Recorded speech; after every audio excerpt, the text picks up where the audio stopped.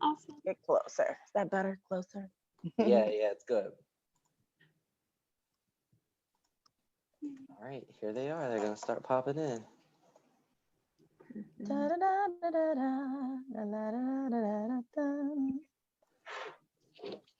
We had one of your co-stars on about 2 weeks ago. We had Jackie Cruz. Oh, cool. Yeah, great. Yeah, she had really nice things to say about you. And then Oh, we had we have Leah Delaria oh, on great. Oh, I Wednesday. miss her. Yeah, Yeah, that's my buddy. so we're excited about that as well. She's a hoot. Yeah, we're excited. All right, we're gonna give it a couple more seconds, and we're gonna go ahead and get started here. Make Sweet. sure everybody gets in here.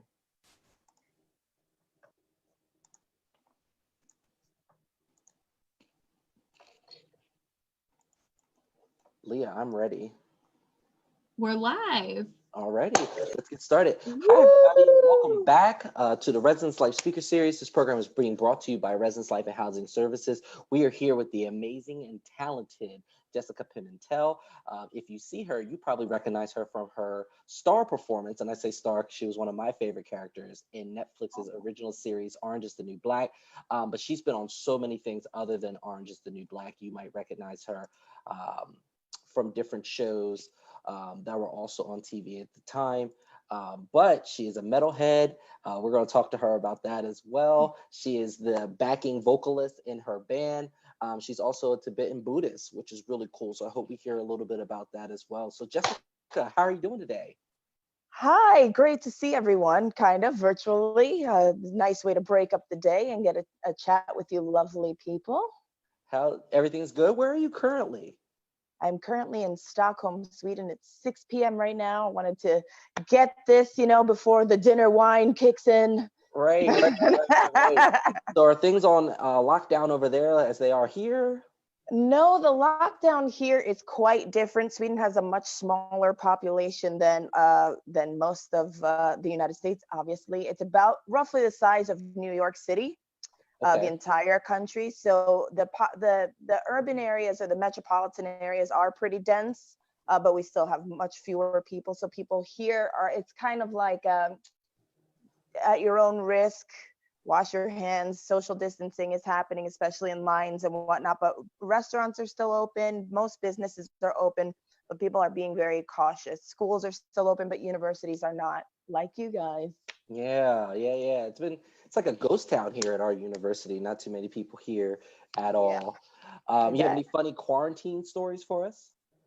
Quarantine stories. Well, I mean, the biggest quarantine story was getting here. I'm in a relationship where we are kind of split our time. My husband is Swedish and I'm American, and we go back and forth. So that's kind of how we've been living the past few years. But there on March 13th, I believe was the day, or March 11th, 12, 13, something like that. They closed the borders from EU to US. Oh So wow. it was his time to fly over to New York, and then he wasn't able to. So if anyone from Europe wanted to go to the US, they were no longer allowed to. So I had to like make a quick decision when I was going to go. So I'd planned for a week later.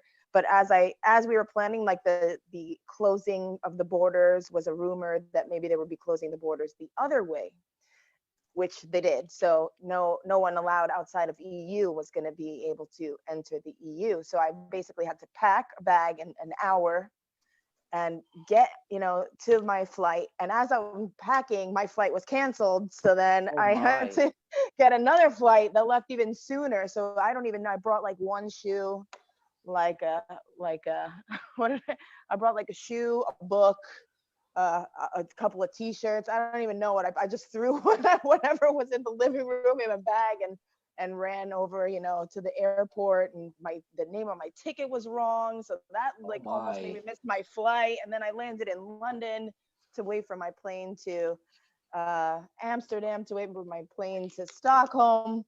And then the borders were closed in the EU when I got to London. So I wasn't even sure if I was going to make it into Sweden when I got there. But luckily, Sweden closed the day after the rest of the EU. Right. Well, listen, we are glad that you made it. We're glad that you're here with us today. Everybody, you probably know Jessica from Orange is the New Black. She's also been on Person of Interest. She's been on Law and Order, Pride and Glory, Illegal Tender. Um, and you probably, if when you go back and watch these series, you probably like, oh my gosh, there she is. That's what I kind of did in the background. But obviously, Orange is the New Black is the big fame, big staple. Can you tell us a little bit about what it felt like working on that show?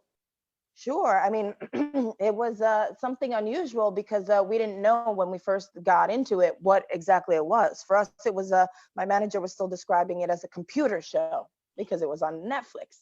So Netflix at that point wasn't even that big. It was still kind of like get the DVDs.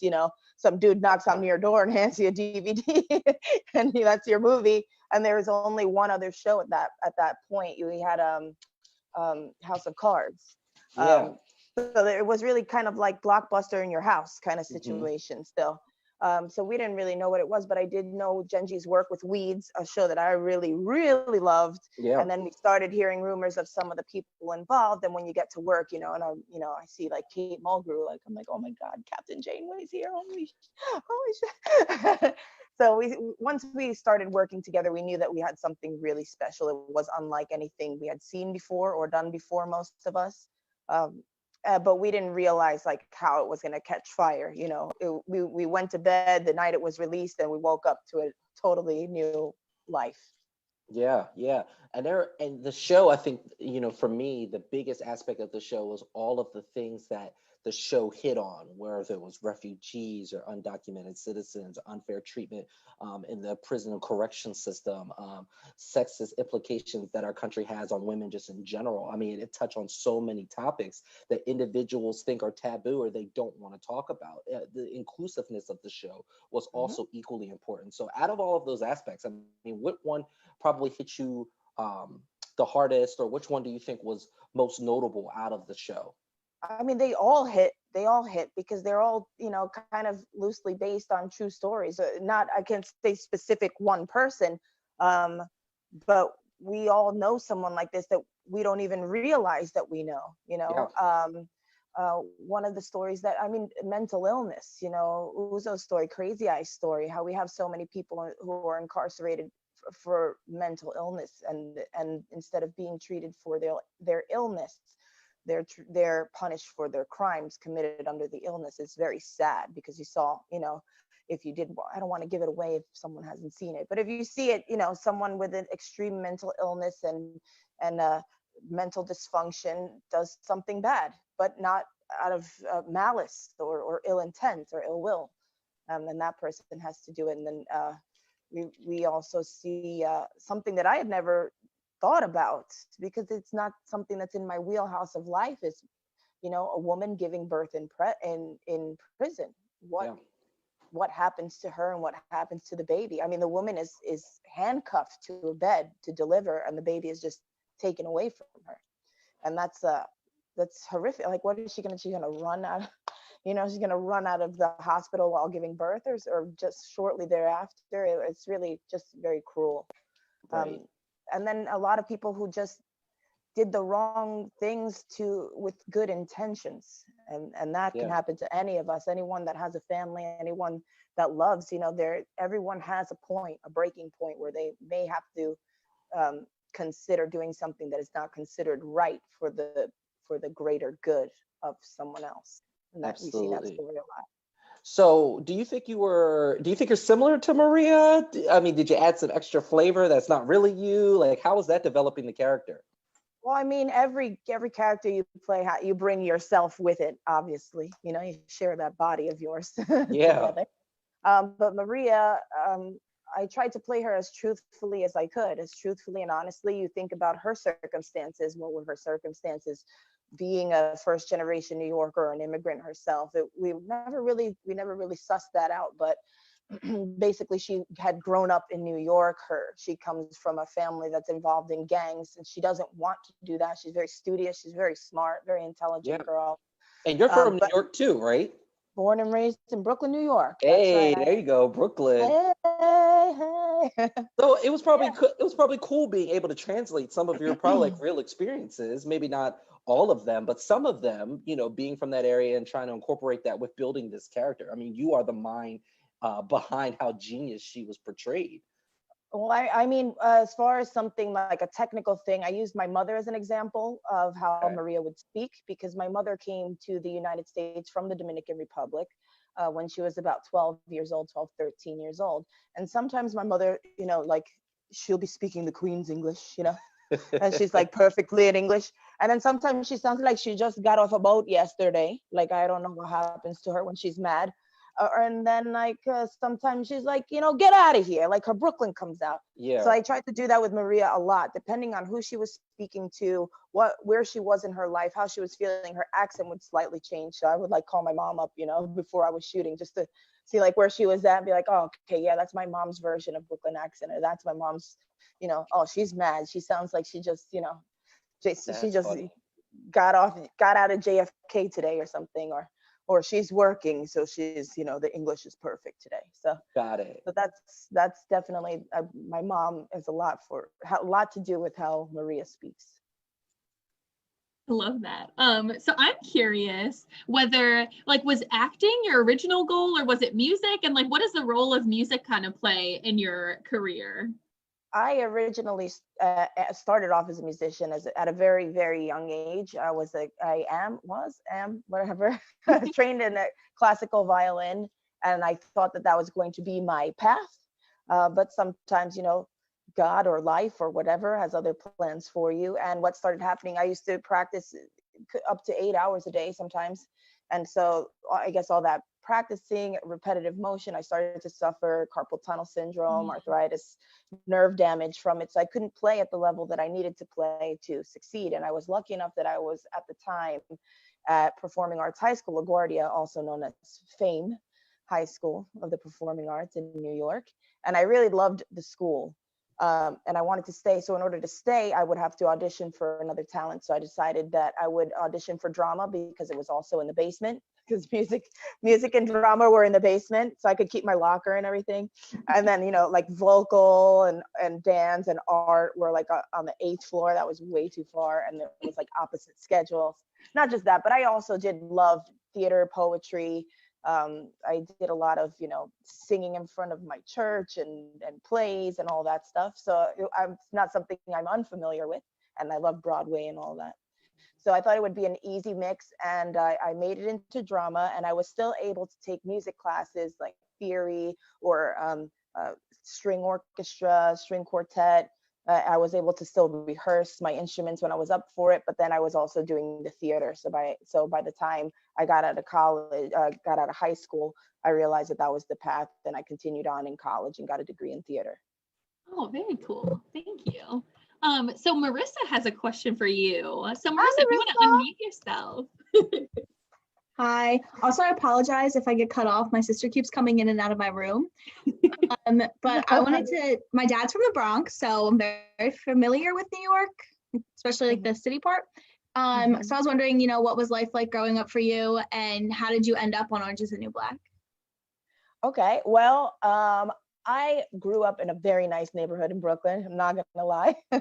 I grew up in Cobble Hill, and feel so lucky that I grew up there, because it was a really, really, really mixed neighborhood. I mean, we had projects on the one side, in between on the other, and then the really wealthy people. They all went to the same school. We all had the same parks, and it was complete mix of races, cultures. Some families had been there for 200 years. Some families just got there last week. So having all that exposure to all different kinds of cultures, music, food, language, religion, interests. So that's, you know, how I grew up and everything. And I after college, I started professionally going for acting after I got my theater degree, and I had been auditioning for Jen Houston over many years.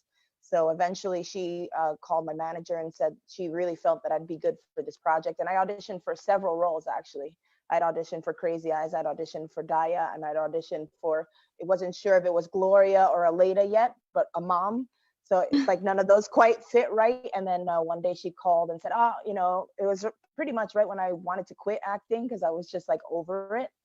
And she said, you know, one more audition, and then I'll give you a break till January. I asked my, you know, manager, because I was like done. And she said, well, there's one more audition after this. You don't have to do any more until you say that you're ready. I was like, at least January. I don't want to do this anymore. She's like, okay. And she calls me up and she's like, all right, so the part is Latina. I'm like, okay, duh. In jail. I was like, great, my mom's gonna be so proud. Her name's Maria. I was like, can you get more stereotypical than that? Like, I was really so over it. Oh my gosh. Like, it's tomorrow at noon. And I was like, well, you know, can we, or she's like, it's at 12:30. It's like, can we make it at noon? Because it's my birthday and I have a makeover at Sephora at noon. So at 12:30. So can we move it? She's like, okay, yeah. So we moved the appointment to noon so that I wouldn't miss my makeover, because I was like really not into it at all. So Jen was a little bit late and I was really not wanting to be there. And she came in and I was like, hi, good morning, what? And it was like Maria came out my face, and I was working 2 days later on set. That's awesome. What's your go-to Mr. Softy order? I cannot tell you the last time I had Mr. Softy. I'm sorry. I'm not an ice cream person, really. Oh, I'm so sorry. it's my favorite part. It's so Okay. interesting. But when I was little, I used to love Bubble O Bills. You know, the one that had chocolate in the back and ice cream and a bubble and chewing gum as Oh the my nose. gosh. That's it. That's so funny. I thought she had maybe like looked you up and like saw that you were a Mr. Softy like fan and like was asking that question. Like that was just out of right field, Marissa. That's fine. Mr. Softy only comes around in New York. There's never one by my house here. It's only when I go to my dad's house. And every time I hear the bing, ding, ding, I literally like sprint down the steps and beg him to buy it for me. Yes, maybe I'm immune to it because I hear it all the time. In the summer, it's nonstop. It's Or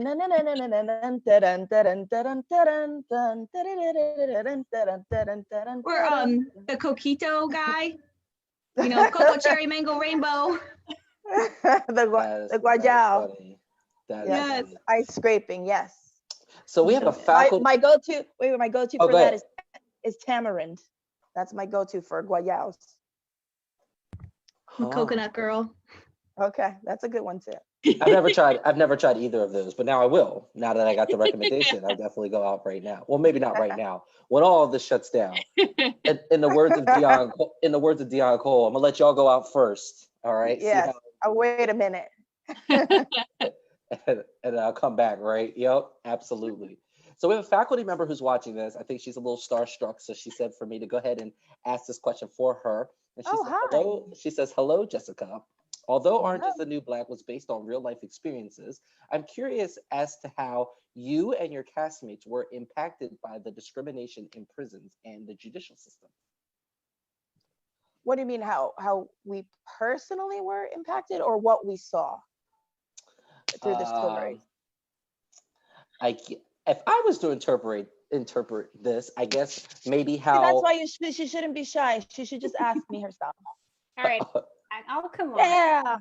There she is. I'm actually doing work emails, so I'm trying to do double duty over here. You called me out.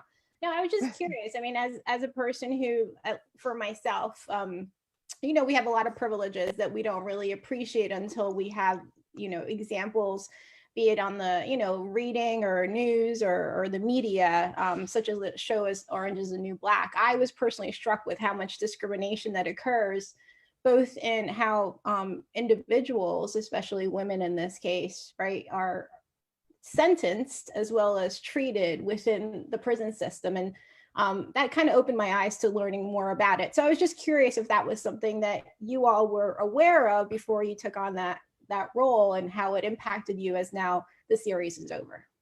I mean, I can only speak for myself. It's not something that I would think about on a day-to-day basis. So just having these stories of everyday people and how they end up in these extraordinary circumstances was quite eye-opening. Like I said earlier, I never thought about what happens if you get pregnant in jail or have a baby in jail. It's not really something that has touched my life or close to me. It's not that I don't know people that have gone to jail, but we usually associate it with men. They do their time, they don't talk about it, they come home kind of thing. But we see how many cases of women are sent to prison for self-defense or because of battered husbands, abusive partners, things like that, where we should be protecting them. Now they are, you know, now they are being punished for protecting themselves. So that's something that really struck me, as well as the mental illness. These three things really I opened my eyes to injustice within these types of sentencing. Thank you. So Taylor has a question too. So Taylor, if you want to unmute yourself and ask your question. So my question was kind of answered because my question kind of followed like the structure of the last one. Mm-hmm.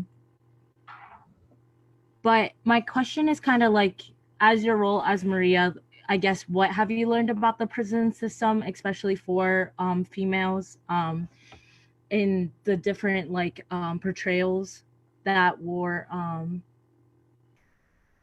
presented in the show? So I guess like kind of following that, like what have you learned and how has that like impacted your perspective, or kind of, yeah, I guess that's my question then. Yeah. I mean, I was really happy that we went into the restorative justice part towards the end. I think that's actually much more helpful than just a punishment. If you don't change or examine the circumstances that led you to the position you were in, it's very likely that you'll end up returning. So I think that's something that we should all look into, not just in prison, but in our lives. When we end up in detrimental circumstances, take a good, honest look at what the reasons and the circumstances that put you there, and figure out how and why and when you can change them. Thank you. Yeah, that's awesome. Thank you. I'm glad that you actually talked about the restorative justice process, because we actually use that in our training for some of our student staff, especially when the students are having arguments with each other, and we try not to go the punitive route, because sometimes the punitive route doesn't help, and it doesn't do anything. It doesn't provide that educational concept that individuals need to be reintroduced back into the community, or reintroduced back into the hall. So it was funny when we were doing our training. That's when the last season came out, and it like was neck and neck at the exact same time when we were doing that training. Awesome. That's awesome. That's great. So switching gears a little bit, I want to hear about your metal band. What is that like experience like? And is that your favorite like type of music? How did you get into that? Oh, I'm a musician. I love music. I love all kinds of music, but I was really drawn to metal at an early age. I would say about 12, 13. But the first band I listened to that was metal was called King Diamond. And they had these big orchestrations, strings and all that. And I told you before that I was an orchestra player. I was a violin player, played in big orchestras. So then all of a sudden, this beautiful orchestral piece, then these heavy like guitars come in, and I was like, what is that? It was like something I'd never heard before. It was so powerful and so strong, and like really cool, great imagery. And then later on, I'd find more bands that were kind of like speaking to that teen. It was like the perfect timing, that teen angst, dissatisfaction with life. Like no one understands me when you're a kid. I also made so many friends around the world through hardcore, punk, metal, going to shows, meeting new people, hanging out, getting that frustration out every weekend in a circle pit or something, or screaming along with your favorite singer. Like your favorite bands are so accessible to you. It's not like you can just like go to a Madonna concert and be like, hey girl, let me sing this half of the song with you. Whereas in a hardcore show, you might just grab the mic from the singer and they'll be like, yeah, take it. So it was really positive. It was really, there was a lot of equality was emphasized, a lot of open-mindedness, a lot of confidence and proactivity in government, in your local environment, with your friends, and self-expression is welcome. If you came in with purple hair and half your head shaved, it'd be like, yeah, that's cool, whatever. Like anything you wanted, you could be anyone, you can do anything. And it was all pretty positive. So I continued to play. And when my wrist started hurting, I found that I played guitar didn't hurt as much, and bass didn't hurt as much. And one day my singer didn't show up to shows, and I was really mad. I screamed, and I became the singer of the band that day. and now I use it as a tool to get in touch with people who may still feel dissatisfied or a little bit curious, or may still feel alone, or have that angst or depression, or are more introspective. And I use my meditation studies, my Buddhist studies. I tie that in with my lyrics and the music that we write, and the shows that we put on, to continue having a positive message on in connection with other people. Awesome. Very Thank you so nice. Yeah. So we have a question from Taja. Taja, are you available? Taja, are you on? much. Hey, Hi. Tasia. Hi. Taja, where you Hi. at? Oh, there she is. I know I'm home. Sorry. Go ahead. I had a question about your acting. I really loved your acting. I forget what season it was, but basically the turning point from Maria. And I was asking about what was it like to expand the dynamics of your acting to get into that dark side, that like evil turn that it turned into. Did you have fun? Like, what were your thoughts Good around that? question. I had no fun for 7 years. Basically, Maria was in a dark place from almost the beginning, you know. So I remember just the riot season being my favorite season, because I finally got to work with other people. And there's the one scene in the talent show, and I realized that everyone else in the show was in a comedy. And Maria has never been in a comedy. Maria didn't get one damn joke, you know. But what I do, part of my process, is I use music to get me to where I need to be. So Maria, that first season, is when she's pregnant and alone, and loses the baby, or the baby is taken away from her. I listen to a lot of Cure, Smith, stuff like that, things that I don't normally listen to or like to listen to in my real life, because it triggers certain emotions in me that I don't want to deal with. So I use music depending on the scene that I'm doing that day to get me in the proper mood. So it could be something like the Cure, the Smiths, my band, or a band like Meshuggah, some heavy metal, or sometimes I'll listen to some goth music. Or so if it's like a kind of scene where I'm really distrustful, I'll listen to something like Prayers. It's a cholo band from LA. But I also use music to get out of it. So the second I get in my dressing room, as I'm taking off my costume, I put some Latin music on, put some hip hop on, put some happy music on to shake it off. And as I'm putting, my costume off and putting my clothes on, I'm leaving that at the door, because you have to leave it. You can't bring it home with you. Because I tried to the best of my abilities to bring all the emotions available to me to play Maria, and to the fullest of my ability. So that requires a lot of personal digging to find something that's going to get you there. Thank you. That was awesome. So you said that you were a devout Tibetan Buddhist, and it like kind of comes out in your music. So can you like kind of tell us like how you work through that creative process? Great. I as a Tibetan Buddhist, part of what I do is to try to dedicate everything I do to helping other beings, right? And part of that is the things that I study. And we have a lot of different types of meditations, a lot of different practices that you can, that can help someone, let's say, relieve stress or get rid of sadness, anxiety, or if they're feeling sad. Can you hear me? Okay. And what I do lyrically is as we're writing a song, sometimes I play guitar, I record the guitars too with my brother. As we're writing a song, I'll start to get an image in my head of what it feels like. And then I'll get that feeling, and I'll look through the scriptures that we have and apply a scripture to that song. So I might rearrange the words, so to speak, but a lot of them are meditations that I do on a daily basis. So.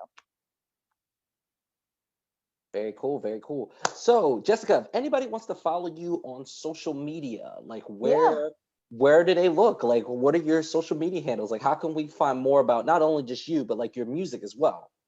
Great. The Crusher 007 on Instagram and Twitter. My band's name is Alekhine's Gun, Alekhine. I know it's hard to spell, but you'll find it. Alekhine's Gun. I also play in a band called Brujeria, and another band called Black Heart Sutra. That one is not for the faint of heart, I must say. Okay, well, listen, I appreciate you telling us. Now, do you follow back? That's always a very important question that I ask, because we're going to tag you in some stuff. So great, awesome. Cool. I guess our last question that's here is your favorite moment from Orange is the New Black. Like, what was the last? I mean, it could have been in the last season. It could have been during the entirety of the show. Like, what was your favorite part? You know, what let Oh man, favorite moment, like a favorite scene, or anything? And you can have more than one.